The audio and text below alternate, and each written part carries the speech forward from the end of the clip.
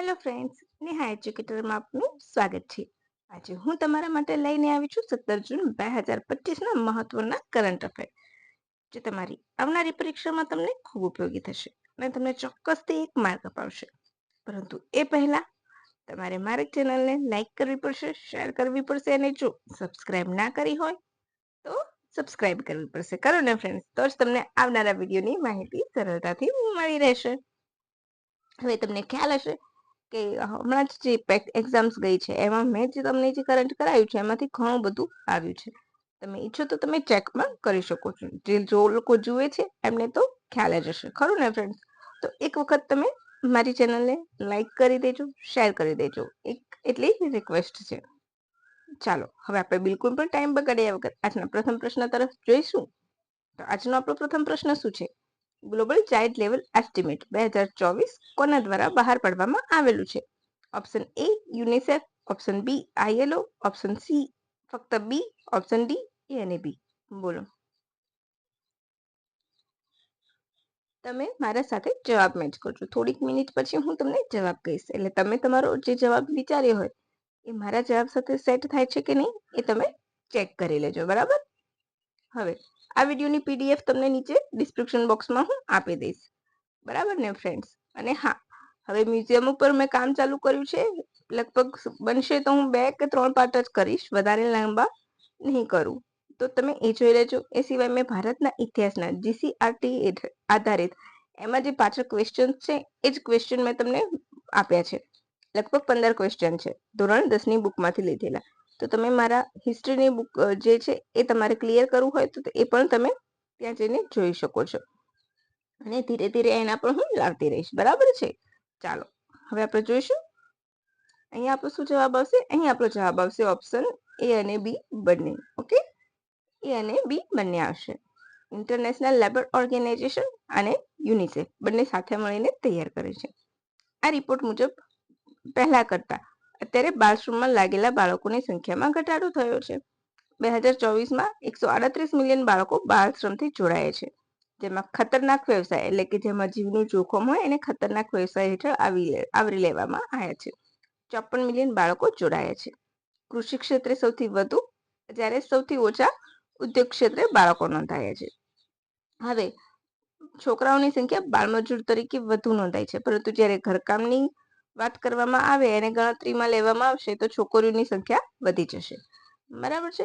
એનું કારણ શું છે? તો ગરીબી, સામાજિક પરિસ્થિતિ, ઓછું શિક્ષણ જેવા કારણો જવાબદાર છે. હવે આઈએલઓ નું મુખ્ય મથક ક્યાં છે? જીનેવામાં છે. વર્ષોવાની સંધિ હેઠળ તેની સ્થાપના થઈ હતી, બરાબર છે? એટલું તમને ક્લિયર થઈ ગયું. હવે યુનિસેફ તો યુનાઇટેડ નેશન ચિલ્ડ્રન્સ ફંડ પૂરું નામ છે, બરાબર? 11 ડિસેમ્બર યુનિસેફ ડે તરીકે ઉજવાય છે. તો 1946માં સ્થાપના થઈ હતી, બરાબર? એનું મુખ્ય મથક ક્યાં છે? ન્યુયોર્ક. ઓકે, મુખ્ય મથક ક્યાં છે? ન્યુયોર્કમાં. ક્લિયર થઈ ગયું તમારું આટલું? હવે તમારે આગળ વધીએ આપણે સેકન્ડ પ્રશ્ન તરફ. વડાપ્રધાનને grand cross of the order Makarios સન્માન મળ્યું તે કયા દેશ તરફથી મળ્યું છે? બોલો. કોલંબિયા, સાયપ્રસ, કેનેડા કે એક પણ નહીં? બોલો. તમને ખ્યાલ હશે હાલમાં વડાપ્રધાન 3 દેશની મુલાકાતે ગયા છે. કયા કયા? કેનેડા, કોલંબિયા અને સાયપ્રસ. સાયપ્રસની પ્રથમ મુલાકાત કહી શકો છો, બરાબર? હવે આપણે અહીંયા શું આપણો જવાબ આવશે? તો સૌ પહેલા એમણે સાયપ્રસ ગયા છે, તો અહીંયા આપણો શું જવાબ આવશે? Cyprus. Option B Cyprus. Okay, આ સન્માન કોનું છે? સાયપ્રસનું. આ લગભગ 23મું સન્માન છે, બરાબર? વડાપ્રધાનને મળેલું. સૌથી પહેલા અફઘાનિસ્તાન તરફથી મળ્યું હતું 2016માં. ત્યારબાદ એ સિલસિલો ચાલતો રહ્યો છે અને આ 23મું સન્માન છે, બરાબર? હવે આપણે સાયપ્રસ વિશે જોઈશું. એની રાજધાની કઈ છે? તો નિકોસિયા. ભૂમધ્ય સાગર એટલે કે મેડિટેરિયન સી પર આવેલો ટાપુ દેશ છે. લગભગ ત્રીજો સૌથી મોટો છે. 1960માં બ્રિટનથી સ્વતંત્ર થયું અને 2004માં યુરોપીય સંઘનો ભાગ બન્યું. એટલે એનું ચલણ શું હોય? યુરોપીય સંઘનો ભાગ હોય તો યુરો, યાદ રાખજો. અહીં દક્ષિણ ભાગમાં આંતરરાષ્ટ્રીય સ્તરે માન્યતા પ્રાપ્ત સરકાર છે, જ્યારે ઉત્તર ભાગમાં તુર્કીનું નિયંત્રણ છે. સન્માન કોણે આપ્યું? તો રાષ્ટ્રપતિ નિકોસ ક્રિસ્ટોડોલિયસે, રાઈટ? આટલું તમારે સાયપ્રસ વિશે માહિતી યાદ રાખવી પડશે.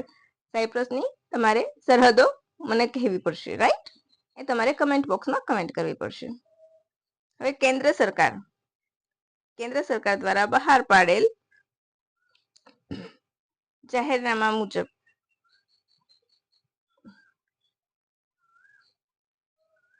વસ્તી ગણતરી ક્યાંથી શરૂ કરવામાં આવશે? બોલો. Option A 1 July, option B 1 January, option C 1 October 2026, option D 1 March 2027.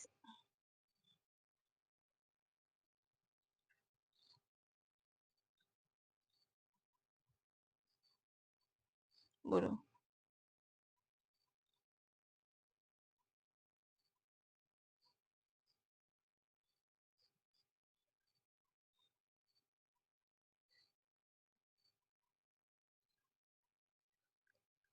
તો અહીં આપણો જવાબ આવશે ઓપ્શન સી 1 ઓક્ટોબર 2026. ઓકે.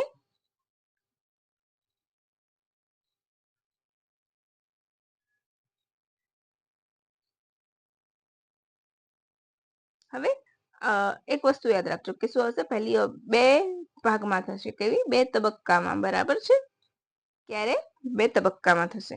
તો વસ્તી આ કઈ છે? 16મી વસ્તી ગણતરી છે. પહેલા તો તમારે એ યાદ રાખવાનું. અને સ્વતંત્ર રીતે ગણો તો 8મી વસ્તી ગણતરી છે. એ સિવાય તમારે બીજું શું યાદ રાખવાનું છે કે 2011 બાદ આ યોજાઈ રહી છે. દર 10 વર્ષે યોજાતી હતી, બરાબર છે? એના બદલે અત્યારે યોજાશે 2011 બાદ ફરીથી છે, બરાબર? આ વખતે પ્રથમ વખત જાતિ આધારિત વસ્તી ગણતરી કરવામાં આવશે. હવે અહીંયા મેં કેમ 1 ઓક્ટોબર લખ્યું છે? તો 2 તારીખો યાદ રાખવાની છે. એક તો 1 માર્ચ 2027 થી શરૂ થશે. શું યાદ રાખવાનું છે? 1 માર્ચ 2027 થી, બરાબર છે?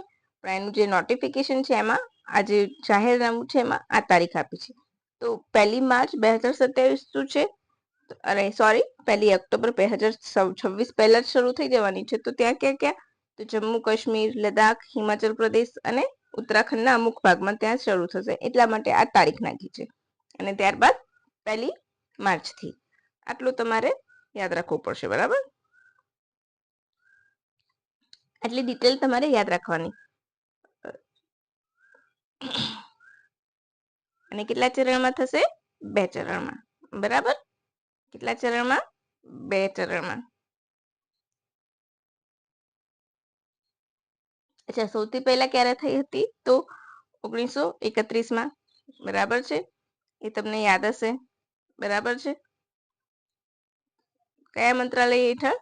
તો ગૃહ મંત્રાલય હેઠળ આવશે. એ પણ તમને યાદ હશે, બરાબર છે? અચ્છા,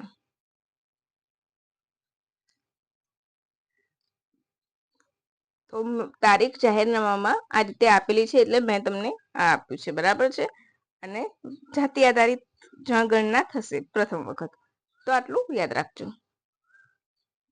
હવે નેક્સ્ટ ક્વેશ્ચન. શું કહેવાય, તમારે એક વસ્તુ કહેવાની છે કે ભારતની અત્યારે હાલ વસ્તી કેટલી છે, બરાબર છે? પછી પ્રથમ વખત વસ્તી ગણતરી થઈ હતી કોના સમયમાં? કોણે સ્ટાર્ટ કરી હતી? બોલો.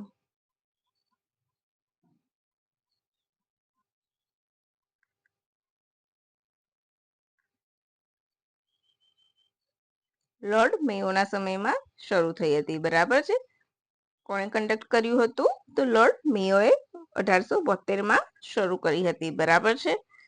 એટલું તમારે યાદ રાખવાનું છે. કોના સમયમાં? તો લોર્ડ મેયોના સમયમાં, બરાબર છે?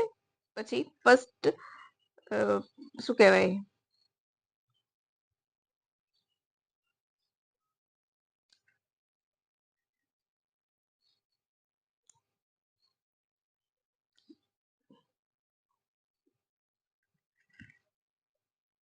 તમારે બીજું મને કહેવાનું છે, ફાધર ઓફ વસ્તી ગણતરી કહેવાય છે Indian father of Indian sessions. તો તમારે મને એ કહેવાનું છે, બરાબર છે? કોણ હતું એટલું તમારે મને કહેવાનું છે.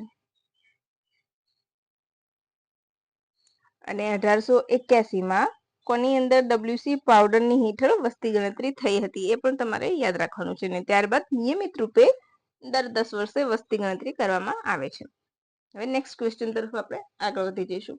જેવો મારી પાસે વધારે ડેટા આવશે એવી હું તમને વધારે ડિટેલ આપીશ. આટલી વસ્તી ગણતરીની ડિટેલ્સ તમને ફ્રેન્ડ્સ ખબર જ હશે, બરાબર છે. એટલા માટે હું તમારો ટાઈમ વેસ્ટ નહીં કરું ઘૂંટી પીવડાવીને એક ને એક, રાઈટ? તમે બધા સિરિયસ એસ્પિરન્ટ છો ગવર્મેન્ટ એક્ઝામના, તો એકનું એક ઘૂંટું કરાવવાનો મારે કોઈ મતલબ જ નથી હોતો, કારણ કે અમુક વસ્તુ સ્ટુડન્ટને હંમેશા યાદ રહેતી હોય છે અને આ ટોપિક તો યાદ જ હોય છે. એટલા માટે હું રિવાઇઝ નથી કરાવતી, બરાબર? જ્યાં મને જરૂર હશે એ ટોપિક પર જ હું રિવિઝન કરાવીશ. આવા ઇઝી ટોપિક પર હું રિવિઝન નહીં કરાવું. ઓકે, ચાલો. ગોવા શિપયાર્ડ લિમિટેડ દ્વારા નિર્મિત 5મા FPV નું નામ શું છે? તો ફાસ્ટ પેટ્રોલ વેસલ કે વ્હીકલ કહી શકો, બરાબર છે. Option A Achal, option B Adamya, option C Akshar, option D Amulya. બોલો.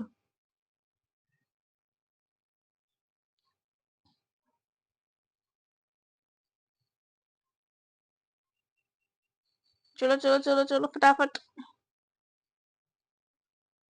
ચાલો, અહીં આપણો જવાબ આવશે ઓપ્શન એ અચલ, બરાબર છે. શું આવશે? અચલ, યાદ રાખજો. ત્યારબાદ અક્ષર અમૂલ્ય હતું, અદમ્ય પ્રથમ હતું, બરાબર. તમને પૂછે કે જે 8 વેસલ્સ બનાવવાના છે એમાંથી પ્રથમ વેસલનું નામ શું હતું? અદમ્ય.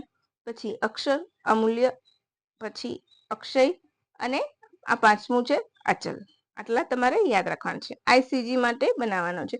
ICG ડે ક્યારે ઉજવાય છે? તો 1 ફેબ્રુઆરી. ઓકે, પરમેશ્વરી ઉમણી તેના અધ્યક્ષ છે અત્યારે હાલ, બરાબર છે. પછી બીજું શું યાદ રાખવાનું છે? વયમ રક્ષમ એનું મોટો છે. ક્લિયર? તો આટલી વસ્તુ તમારે દિમાગમાં ફિક્સ કરી દેવાની છે, બરાબર. અને તમારે બધી સંસ્થાઓના મોટો જોઈતા હોય તો એનો પણ મેં વિડીયો ઓલરેડી બનાવેલો છે, તો તમે મારી ચેનલ ઉપર જોશો ને તો તમને બધી જ ઇમ્પોર્ટન્ટ 22 જે ભારતની સંસ્થાઓ છે એના ધ્યેય સૂત્ર કહો કે મોટો કહો એ મેં આપેલા છે, તો તમે ત્યાં જઈને એક વખત જરૂરથી જોજો. એવું ના બને કે તલાટીમાં તમને જોડકાના ફોર્મમાં પૂછાય અને તમને આવડે જ નહીં, પણ તમે જોયું હશે તો તમને આવડશે. હવે વિશ્વ રણ રોકથામ દિવસ ક્યારે ઉજવવામાં આવે છે? Option A 15 June, option B 11 June, option C 17 June, option D 22 June. બોલો ફટાફટ બોલો રે, ખબર હોય તો.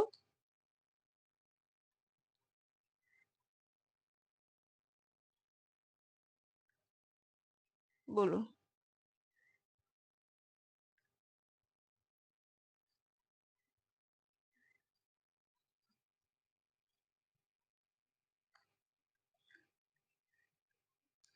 બોલો, તમને ખ્યાલ તો હશે જ. તો અહીં આપણો જવાબ આવશે 17 જૂન. ઓકે, શું આવશે? 17 જૂન આવશે. હવે તમારે મને એમ કહેવાનું છે કે 11 જૂને કયો દિવસ ઉજવવામાં આવે છે? આપણે રિવાઇઝ કરી લઈશું. 1 જૂન તો વર્લ્ડ મિલ્ક ડે, બરાબર. પછી ગ્લોબલ ડે ઓફ પેરેન્ટ્સ, બરાબર, 1 જૂન. ક્લિયર? પછી 2 જૂન તેલંગાણાનું સ્થાપના થઈ હતી, 2 જૂન, બરાબર, 2014માં. 3 જૂન તો વર્લ્ડ બાઇસિકલ ડે.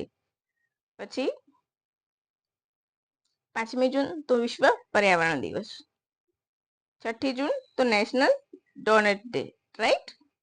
પછી આવશે 7મી જૂન તો વર્લ્ડ ફૂડ સેફ્ટી ડે, બરાબર. પછી આવશે એ દિવસે 8મી જૂને world brain tumour day, world ocean day, બરાબર. પછી 9 જૂન, અરે સોરી 12 જૂન, 9 જૂને, હા 9 જૂને કશું નહીં, 12 જૂન તો world day against child labour, બરાબર છે. પછી 14 ઉપર આવી જઈએ તો વર્લ્ડ બ્લડ ડોનર ડે એટલે કે વિશ્વ રક્તદાતા દિવસ, બરાબર છે. 15મી જૂન તો વર્લ્ડ વાઇન્ડ ડે એટલે કે પવન દિવસ, અને બીજો world elder abuse awareness day. Clear થઈ ગયું? પછી સીધા 17 ઉપર આવી જઈએ તો રણ રોકથામ દિવસ, બરાબર છે. પછી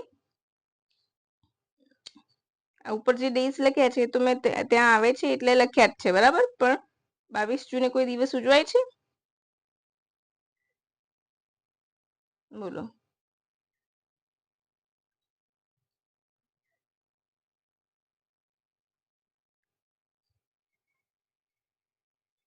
હા, તો 22 જૂને વર્લ્ડ રેઇન ફોરેસ્ટ ડે ઉજવાય છે. ક્લિયર?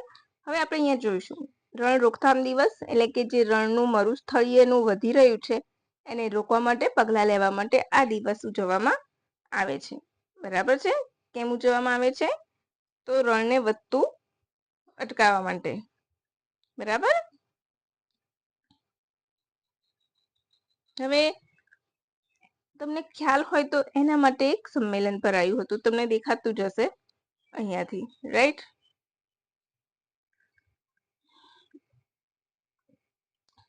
આ વર્ષની થીમ શું છે? Restore the land, unlock the opportunity. હવે તમને યાદ હોય તો એક સંમેલન ભરાયું હતું. મેં તમને પહેલા પણ કરાયેલું છે. તો હું જસ્ટ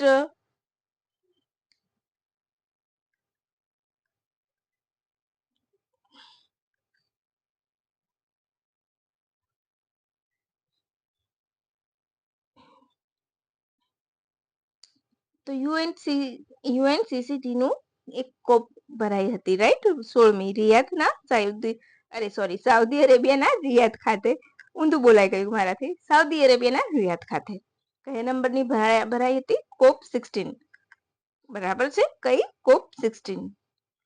કઈ? યુએનસીસીડી ની. તો united nations convention to combat desertification, એટલે કે રણને રોકવા માટે જ આ ભરાય છે. બરાબર છે? યુએનસીસીડી યાદ રાખજો. United nation convention to combat on ડેઝર્ટિફિકેશન.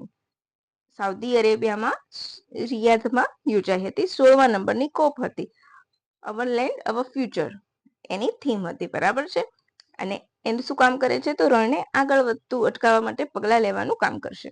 UN convention to combat ડેઝર્ટિફિકેશનની આગામી કોપ ક્યાં યોજાશે? તો મોંગોલિયામાં, રાઈટ?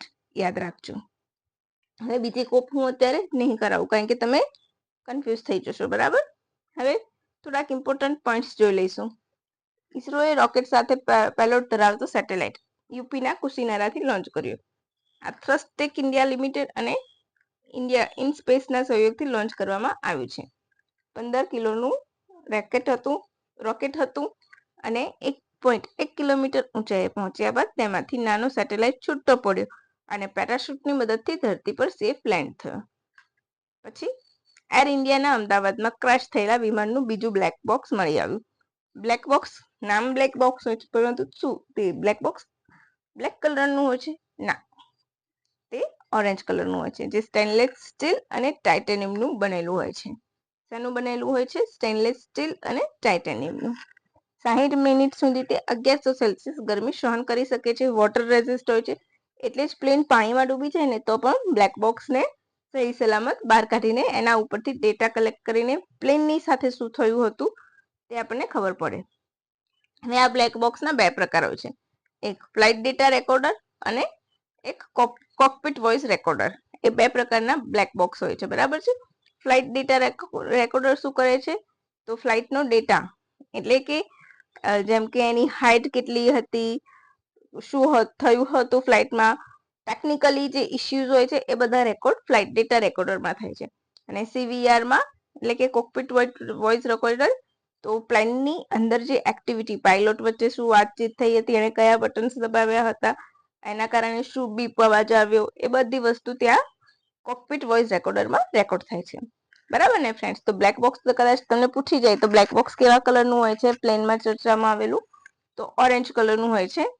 કેટલા પ્રકારનું હોય છે? તો 2 પ્રકારનું હોય છે. એ યાદ રાખી લેજો તમે. ક્યારેક તમારે એવું પૂછાઈ જાય તો તમને ખ્યાલ આવે. બરાબર? એટલા માટે હવે તમારે શું કરવાનું છે? મારી ચેનલને લાઈક કરવાની છે, શેર કરવાની બાકી હોય તો શેર કરી દેજો, સબસ્ક્રાઇબ કરવાનું બાકી હોય તો સબસ્ક્રાઇબ કરી લેજો. અને હા, એક બીજી વાત કે તમારા મિત્રોને શેર કરવાનું ભૂલતા નહીં. અને મારા ઇતિહાસના પ્રશ્નો 15 ટોપ 15 ક્વેશ્ચન 10માની બુકમાંથી જ મેં બનાવ્યા છે ગુજરાતના. તો એ તમે એક વખત જરૂર લેજો. બરાબર? અને તમને એમ લાગે તો તમારા મિત્રોને પણ શેર કરી દેજો. ફ્રેન્ડ્સ, કરું ને? ચલો ત્યારે રજા લઈશું. આજે આપણે આટલું રાખીશું. Thank you for watching my video friends, and have a good day. By.